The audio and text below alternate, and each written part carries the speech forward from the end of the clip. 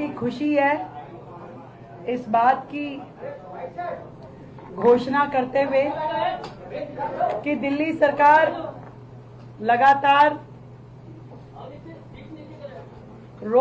लगभग रोज minimum government और maximum governance के नाते रोजाना नई पॉलिसीज का फॉर्मेशन कर रही है। और इसी प्रकार से आज भी हम एक नई सरकार की नीति लेकर के आपके बीच में आए हैं। हम सब जानते हैं कि सावन माह में कावड़ यात्री जाते भी हैं और उसके बाद में वापस आते हैं, और ये इतना बड़ा एक धार्मिक उत्सव रहता है जिसके लिए पूरी दिल्ली सजती है और तैयार होती है। अनेकों संस्थाएं इसमें लग करके हजारों कावड़ यात्री जो दिल्ली में आते हैं उनका स्वागत करती है, उनकी सेवा करती है। और मुझे खुशी है कि आज की हमने इस कैबिनेट में, जो हमारी आज कैबिनेट थी, उसमें एक ऐतिहासिक फैसला लिया है। वर्षों से कावड़ियों की सेवा देने के नाम पे पिछली सरकारों ने इस पूरी कार्य को भ्रष्टाचार का अड्डा बना दिया था। पूरी की पूरी दिल्ली में टेंट की सेवा देंगे, बाकी चीजें करेंगे, इस नाम से टेंडर किए जाते थे और मात्र 2 या 3 लोग पूरी दिल्ली के वो टेंडर उठा लेते थे और उसके बाद वो सब लेटिंग कर देते थे। कई बार तो संस्थाओं को ये कह देते थे आप अपने आप करा लीजिए, हम आपको ये दे सकते हैं।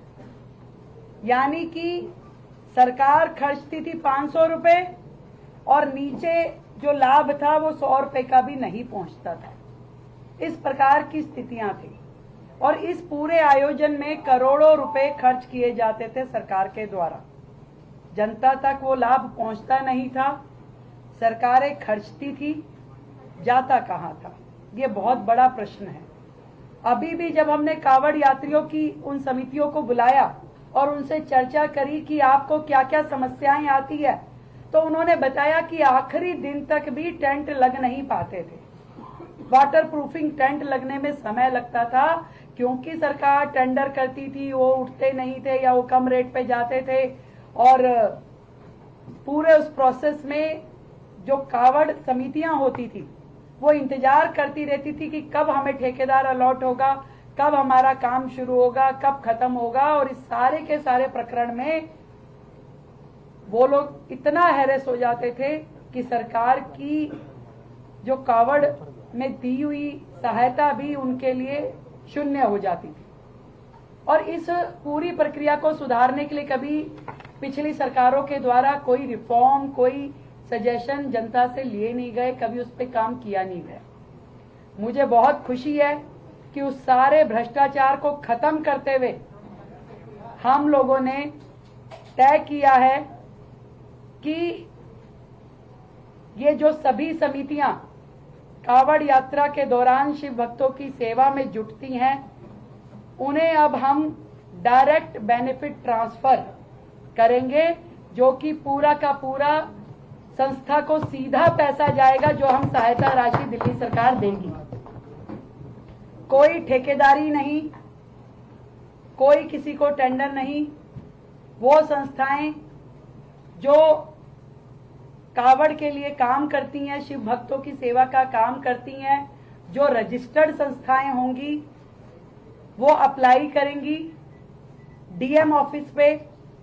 और वहीं से दूसरी चीज जो हमने की है, सिंगल विंडो सिस्टम, यानी कि जो अलग अलग परमिशंस लेने के लिए उनको यहां वहां दौड़ना पड़ता था, अब सीधा सीधा आपको एक ही जगह पे हमारे सभी 11 डीएम ऑफिसेज में सभी प्रकार की नो ऑब्जेक्शन परमिशन आपको वहीं की वहीं मात्र 72 घंटे के अंतराल पे मिलेगी। एक बहुत बड़ी सुविधा सिंगल विंडो की डीएम ऑफिसेस पे उन्हें दी जाएगी। और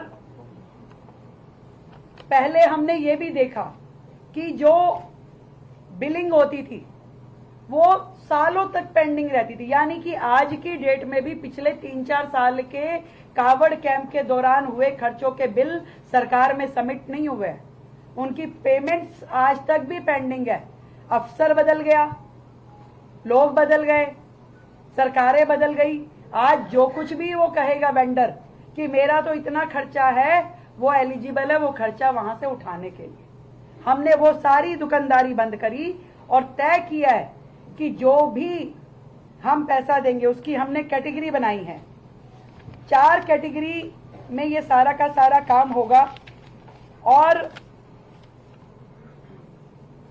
जिसमें कम से कम 50,000 रुपए और अधिकतम 10 लाख रुपए की राशि दी जाएगी, जो कि टेंटिंग एरिया के ऊपर और कितने दिन वो संस्था अपना कैंप लगाती है उसके ऊपर वो चलेगा। यानी कि कावड़ शिविर का साइज कितने दिन चलेगा उसको 4 कैटेगरी में हमने विभाजित किया है और हम इसको पूरी तरीके से 50% पेमेंट पहले देंगे और 50% पेमेंट कार्यक्रम होने के बाद, जो कि तयशुदा लिमिट में 3 महीने के अंदर अंदर ये पूरा अकाउंट क्लोज करना होगा। पीछे समिति को अपने यूटिलाइजेशन सर्टिफिकेट और बिल जमा कराने होंगे और सरकार को 3 महीने के से पहले पेमेंट करके सारे अकाउंट्स क्लियर करने होंगे, ताकि उससे आगे वो चीजें पेंडिंग जोन में ना जाएं और उसमें किसी भी तरह की कंफ्यूजन या भुलेखा ना हो। तो ये सारी की सारी डायरेक्ट बेनिफिट ट्रांसफर के माध्यम से पूरा लाभ सरकार का एक एक रुपया जो सरकार इस मद में खर्चेगी वो सीधा सीधा समितियों के पास जाएगा और समिति भी वो जो रजिस्टर्ड है। इसमें यह प्रश्न आ सकता है कि जो समितियां अभी रजिस्टर्ड नहीं है उनका क्या है। सरकार तुरंत रजिस्ट्रेशन की प्रक्रिया को सुलभ करते हुए उनके लिए विंडो खोलेगी और उन्हें पूरा समय दिया जाएगा कि क्योंकि पहली बार डायरेक्ट ट्रांसफर हो रहा है तो हम 30 जुलाई तक उनको पूरा समय देंगे कि वो अपने कागजात रजिस्टर करके अपने कागज सबमिट करा दे, अप्लाई अभी करे और उसकी बिलिंग और सर्टिफिकेशन 30 जुलाई तक वो जमा कराने की स्थिति में रहेंगे। और हमारे जितनी भी ये समितियां चाहे मंदिर है, जितने भी संस्थाएं ये कैंप लगाती है उन सब के लिए अलाउड होगा और सभी एसडीएम और डीएम्स को ताकीद कर दी गई है कि पूरी तरीके से इस टाइम इन सभी समितियों के लिए काम किया जाएगा। फर्स्ट कम फर्स्ट सर्व रहेगा। अपर कैप तय कर दी गई है कि जो समितियां आएंगी उनका जो अप्लाई करेंगी उसके साथ में एमपी एमएलए की संतुति लगाते हुए डीएम का वहां पे ऑनलाइन लोकेशन के साथ में उसकी रिपोर्ट जाएगी और केंद्र में एक समिति रहेगी जो हमारे, क्योंकि इस साल अभी उस कमेटी का गठन नहीं हुआ, इस पूरी की पूरी कमेटी को जो हमने नाम दिया इस समिति को मुख्यमंत्री धार्मिक उत्सव समिति, इस पूरी योजना को हमने नाम दिया है। और इस योजना को लागू करने के लिए इस साल जो कमेटी रहेगी वो हमारे माननीय मंत्री कपिल मिश्रा जी के साथ में 4 विधायक जो फाइनली अपर कैप तय करते हुए उन सारी एप्लीकेशंस को अलाउ करेंगे।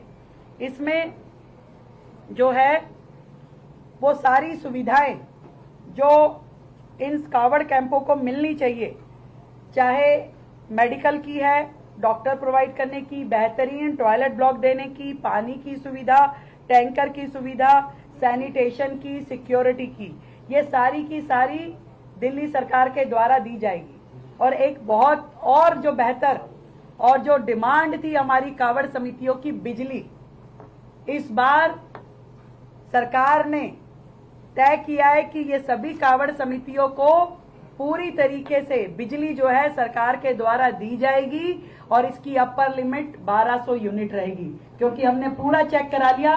पिछली बार जितने भी बड़े से बड़े कैंप भी लगे 1000 यूनिट से ज्यादा किसी की उपयोग में नहीं आई, तो हमने 1200 यूनिट तक का पूरा खर्चा जो है सरकार स्वयं वहन करेगी। बिजली पूरी तरीके से सरकार के द्वारा उन्हें दी जाएगी।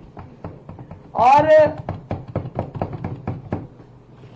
इसमें जो ट्रैफिक की समस्या आती थी, जो सुरक्षा की समस्या आती थी, उसके लिए भी पूरी एजेंसीज के साथ बैठ के, पुलिस प्रशासन के साथ बैठ के पूरी तरीके से सुरक्षित माहौल देते हुए, ना तो कावड़ ये जो पैदल चलते हैं उनको दिक्कत आनी चाहिए और ना उनके कारण से कोई ट्रैफिक जैम होना चाहिए, इसके ऊपर भी पूरी कंप्लीट कर ली गई है पूरा का पूरा काम। हमारे सिविल डिफेंस के वॉलेंटियर, हमारे होम गार्ड के वॉलेंटियर, ये सारे के सारे इन सभी कावड़ कैंपों में जाकर के अपनी सेवाएं प्रदान करेंगे। और इसके अलावा भी मैं ये बताना चाहूंगी कि ये जो रजिस्ट्रेशन की प्रक्रिया है इसको बहुत ही सुलभ कर दिया गया है ताकि सभी संस्थाएं अपने आप को रजिस्ट्रेशन कराएं और इस सरकार की योजना का लाभ ले सके। किसी भी तरीके की कोई उनको दिक्कत नहीं आनी चाहिए। इन समितियों को के आयोजन में पूरी की पूरी निगरानी और जवाबदेही हमारे एसडीएम, तहसीलदार जो कि वहां जाकर के जियो टैग के साथ में फोटो लेकर के और पूरी रिपोर्ट सबमिट करेंगे ताकि ये भी चेकिंग हो जाए कि एक्चुअल में जो सहयोग दिया गया है वह पूरी तरीके से इस्तेमाल हो और किसी भी तरीके की अनियमितता या कोई मिस रिप्रेजेंटेशन होगा तो उसके खिलाफ सख्त कार्रवाई की जा सकती है। और इतना कह सकती हूँ कि कावड़ यात्रा जो है वो सिर्फ एक धार्मिक आयोजन नहीं है, ये हम सबका एक सेवा, समर्पण और सामाजिक सहभागिता का पर्व है। और सरकार चाहती है कि सभी शिव भक्तों को दिल्ली में सम्मान, सुविधा और सुरक्षा मिले। दिल्ली सरकार इस वर्ष न केवल इस यात्रा को भव्य, व्यवस्थित और पारदर्शी बनाएगी, परंतु स्वयं भी जा करके हम इन सभी यात्रियों का दिल्ली के बॉर्डर्स पे स्वागत करेंगे, अभिनंदन करेंगे। और मैंने जो बात कही थी कि हमारी इच्छा तो ये है कि एक भी कावड़ यात्री के पैर में एक कंकड़ तक भी ना चुभे, पूरी सुरक्षा मिले, एक अच्छा माहौल, सौहार्दपूर्ण माहौल दिल्ली में हो, पूरी तरीके से हर एक संस्था को पारदर्शी सिस्टम के तहत सुविधा मिले, ना उसे धक्के खाने पड़े, ना हैरेस होना पड़े। ये समाज की सेवा का काम है, धर्म की सेवा का काम है और इसमें सरकार और समाज मिल करके आगे बढ़ेंगे और बहुत सुंदर इस बार कावड़ का ये उत्सव रहने वाला है। बहुत बहुत धन्यवाद। पिछली बार लगभग 170 कावड़ समितियों को सरकार ने असिस्टेंस दिया था और हमने बिल्कुल छोटी, बड़ी, नई, पुरानी सभी समितियों के लिए खुला रखा है, केवल रजिस्ट्रेशन और अपने एमएलए एमपी की संतुति, ये मांगा है।